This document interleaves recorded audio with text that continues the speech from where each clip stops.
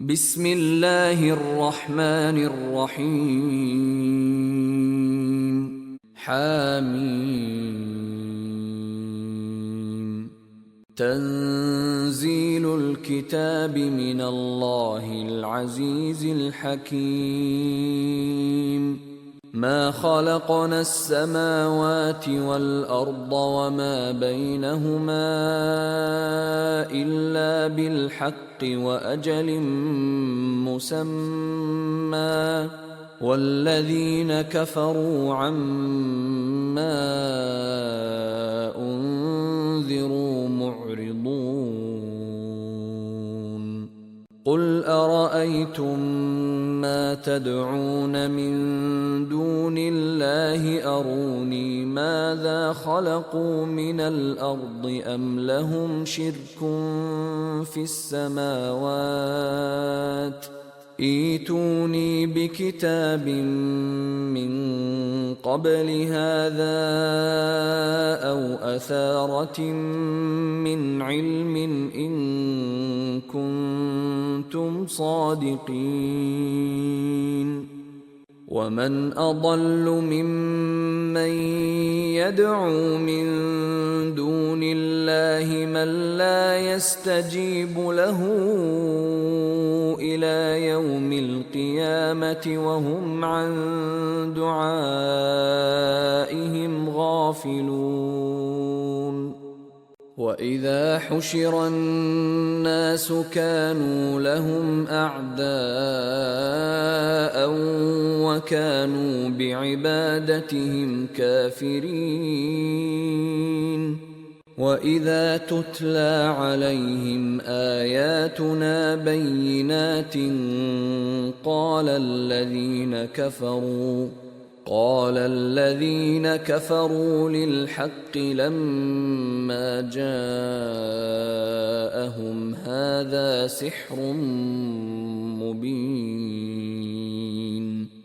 أم يقولون افتراه قل إن افتريته فلا تملكون لي من الله شيئا هو أعلم بما تفيضون فيه كفى به شهيدا بيني وبينكم وهو الغفور الرحيم.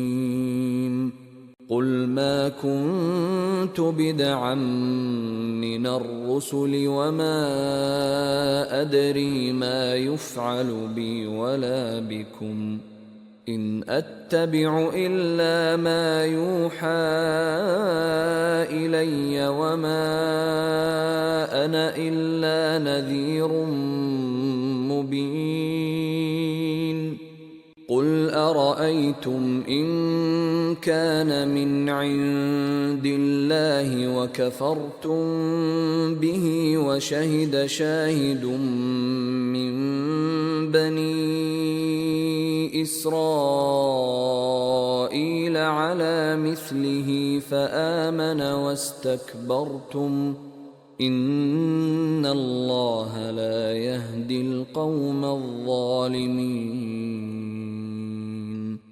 وقال الذين كفروا للذين آمنوا لو كان خيرا ما سبقونا إليه وإذ لم يهتدوا به فسيقولون هذا إفك قديم.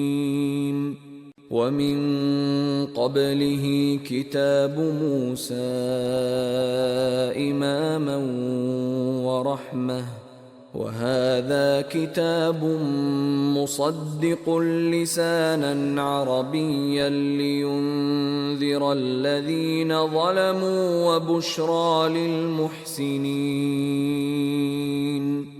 إن الذين قالوا ربنا الله ثم استقاموا فلا خوف عليهم ولا هم يحزنون. أولئك أولئك أصحاب الجنة خالدين فيها جزاء بما كانوا يعملون. ووصينا الإنسان بوالديه إحسانا حملته أمه كرها ووضعته كرها وحمله وفصاله 30 شهرا حتى إذا بلغ أشده وبلغ 40 سنة قال رب أوزعني